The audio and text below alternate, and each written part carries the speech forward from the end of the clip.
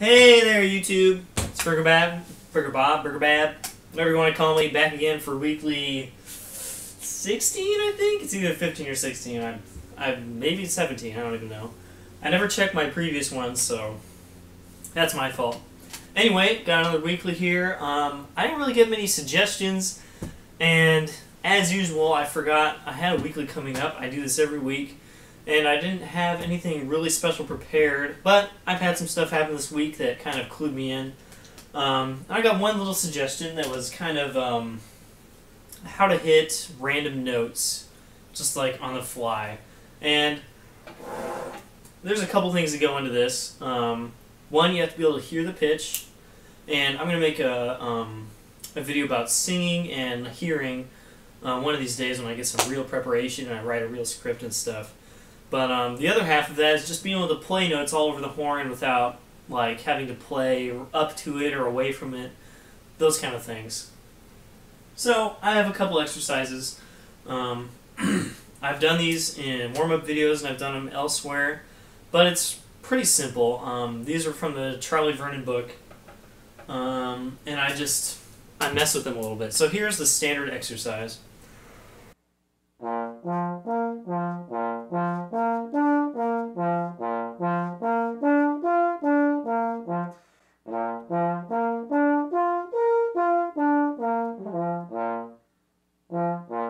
Messed with that last F. So that's all it is. You go up the series and down the series, and every time you add one note to the top. That's it. It's pretty simple. It leaves out the 7th partial, high G, high A flat in first. And sometimes I put those back in. I probably should. So if you want to, just add that 6th in, or whatever an octave is, up from 6th, 13th or something. So that's the basic exercise. I think that's really good for a lot of players, because when I started playing those 2 or 3 years ago, I could like barely get through that. I would like have so much trouble getting like an octave away and just like articulating notes. So that's a good basic exercise. And then I mix them up by also slurring them. This is in the book too.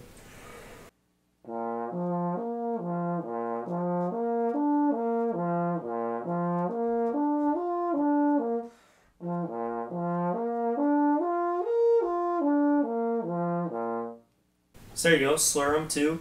It's basically just a long flexibility exercise. But that lets you really clue into where those slots are, and then you can add the articulations in later if you want to start slurring. And then I like to change them up by breaking them and adding one more note. So basically, they're broken, so you're not playing the notes next to each other, but you're playing the notes the next partial way, and then you're coming back. It's pretty simple. It's just like the same thing, but I added D, and it's broken.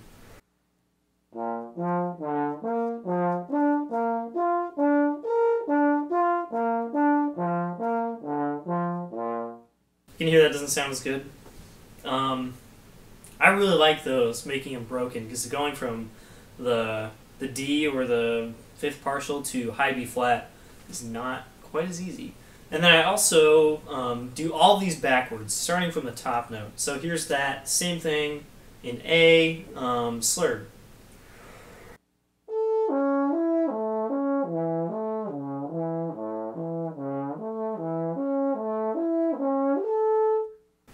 So I just do the same thing backwards. I do these all sorts of different ways. Right now I just did them all kind of like mezzo.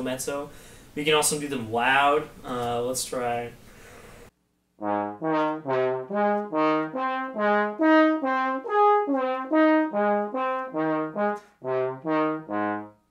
So there's A flat, broken, starting from the bottom, loud. Do them from the top, and do them slurred, and do them quiet.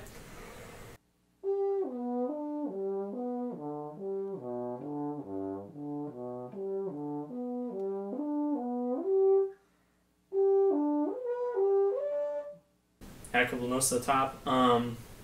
Just do these any way you can think. And of course, I mean, don't always do the same pattern. It gets kind of boring after a while. Just doing like the major thing up and down. That's pretty much all I do, but you know, you can mix it up more. So that's one really good exercise I like to use for just picking notes out of Usually the high range, because that's where it's harder to hear and harder to just ping notes, but that's one good way to do it. And I'll talk more about being able to hear notes, just having good relative pitch and singing things in another video coming up sometime. Who knows? Next week I'll make another weekly, but I'll be going to California right after that, or LA right after that, so I'll be kind of busy that week. Alright, so that kind of segues into my next thing about the loud and soft. Make sure you're varying up your loud and soft playing. There's a quote from Arnold Jacobs that's like, a brass player that doesn't play both loud and soft on like a daily basis will never become very good, or something like that.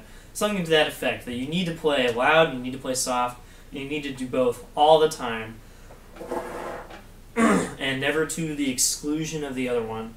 And especially for trombonists, I know it's really fun to just play loud all the time, woo, especially bass trombone, playing low, loud stuff, yeah. But make sure you're doing the other stuff too. And I know I've talked about this before, but I really want to hammer that in. Play soft. And if you play soft all the time, maybe if you just practice at home and you don't feel like you can play loud or something, make sure you're kind of opening up that other direction too. And I have a couple exercises here. So here's some long tone things that are in the Charlie Vernon book. Very simple. And do these with a tuner. I don't have one with me at the moment. No, I don't have one. But do these with a tuner. Makes it way harder. Basically just play one note. You start at like super pianissimo, as soft as you can play, and then over the course of however many beats, it might not even be in tempo, you go as loud as you can, and then you come all the way back down to as soft as you can. And these are really hard. I'll start on like F in the staff.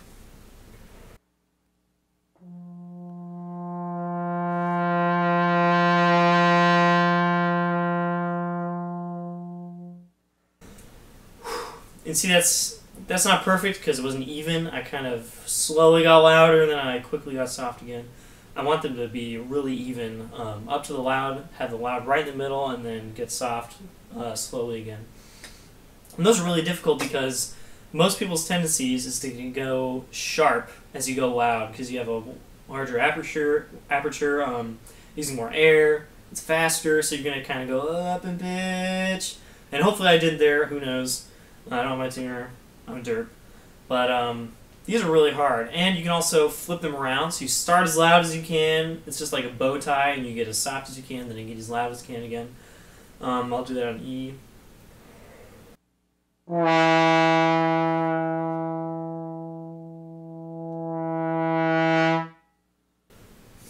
Not perfect, I didn't get as loud as I wanted to at the end. These are also really good to work on your air because you have to really meter it out perfectly in order to time them perfectly. As you can see, I don't play these often enough and I'm not timing them perfectly.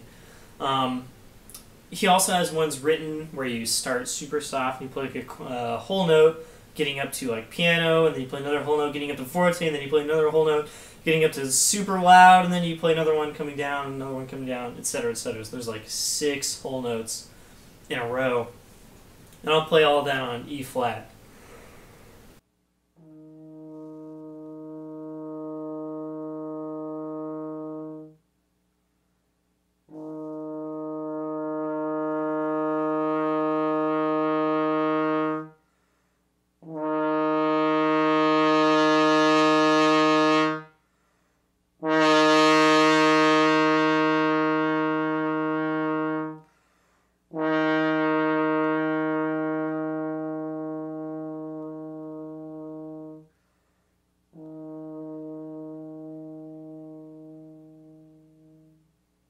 Whew.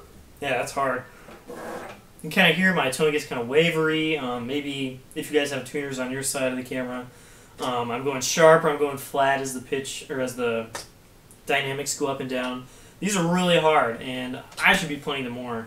But they'll really help open up your ideas of how loud and soft you can play. Like right now, I don't know if I can play as soft as I really want to, and the louds feel a little brittle to me, so I need to work on making them feel as big as my other dynamics. So there's a couple exercises.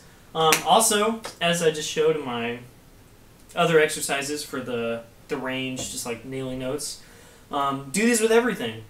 There's also a post on Reddit that was like, what good soft orchestral excerpts are there? And my answer is just everything.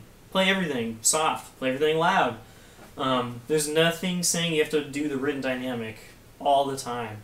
So if you have some flexibility exercises in your warm-up or something, one day just play them all as soft as you can. And you'll feel it afterwards. It'll be like, whoa, that was hard.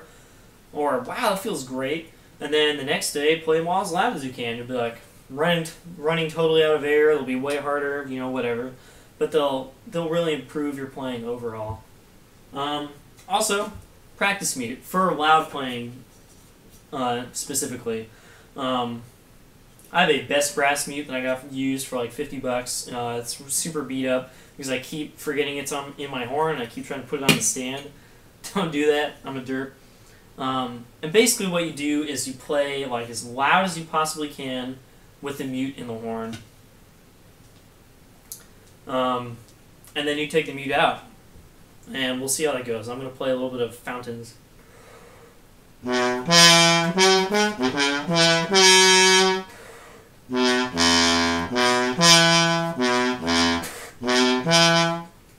just play that much. Woo! And playing that loud with so much resistance is kind of a chore, especially to keep it in tune, keep it in tone. And you don't really know what you sound like, of course. Then you take the mute out.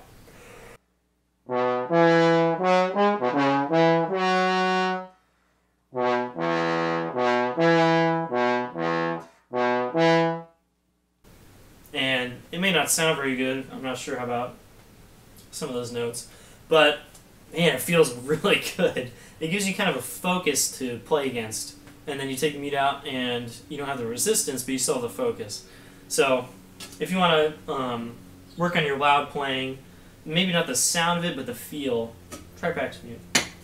Alright, my last little point, this is going to be short, weekly, is, and you don't know what this is, I should probably take them out, earplugs! Yay! So, talking more about dynamics, I just played kind of a gig, I didn't get paid or anything, with this group called Awesome Orchestra, where we played this concert that was one track from the album Stand by Sly and the Family Stone, which is this famous funk band from like the 70s. And we played the first track and the finale. There's one band for each track. So basically it was just a bunch of funk, and I was in an orchestra, and it was really, really loud. And I didn't have any issues because I had earplugs. And you just have to, as a musician, and even as not a musician, you really have to be cognizant of your hearing. And if I hadn't had earplugs at that gig, I was like standing next to a drum set, next to a bunch of trombones, and there were like speakers behind me and stuff, I would be in serious trouble now with like tinnitus and just a bunch of hearing issues. And I know, because I've been in marching bands, I've been in drum corps, I did that for 4 years, just standing in front of horn lines and drum lines and pits and stuff, and then going and watching more shows and standing in front of more horn lines and stuff. Plus being in wind ensembles and orchestras with timpani like right behind me, or snares. In jazz bands you have trumpets right behind you if you're a trombone player. If you play second trombone, you have the lead trumpet right here, second trumpet right here, drums right next to you. Like you're getting your face just like melted off by noise. You really need to be cognizant of your hearing. And I see a lot of musicians now, even young ones, who just have no idea. And they're going out and getting their ears just murdered by so much noise. And I really want you guys to not do that, because I already have hearing problems. I've lost the top, a couple octaves of hearing from 20 kilohertz down to like 16 kilohertz or something like that. And that happens as you get older, but it's a little accelerated in a musician. And nowadays I use these musician earplugs by Hero. Like H-E-A-R-O, Hero. They're like $10 on Amazon. They're super cheap. They come in a little case that breaks, so I use something else. And they just cut off like 15 decibels of noise, but you can still hear the full range of sound. So it's just quieter, but you can hear everything. It's awesome. Even like in just an orchestral section, if there's not timpani behind me, sometimes I'll use these. during loud moments, and I can hear everything better than I would be able to if I didn't have them in, because it just cuts off that top layer of like white noise, and you can just hear better. And it's super loud gigs like the stand thing that I just did on Saturday. You can actually hear anything, because if I hadn't had these on, it would have just been complete white noise with like snare right in my ear. I would have played like crap, probably would have blown my chops out. But I came away from that gig and I felt great. I played great.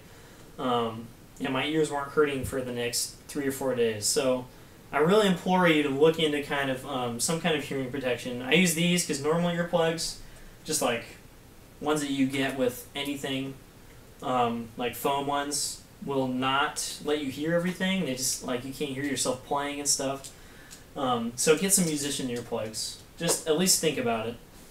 And if you don't have any, then try like earphones or something. I have some on my desk instead. It takes a little while to get used to. Like, you can't play exactly the same, or you can't hear yourself exactly the same way, but it's still an improvement over just hearing loss. So I'm going to wrap it up there. Look into hearing protection, please, trombonists. I implore you, before you lose it all. And have a good week. See you guys next week.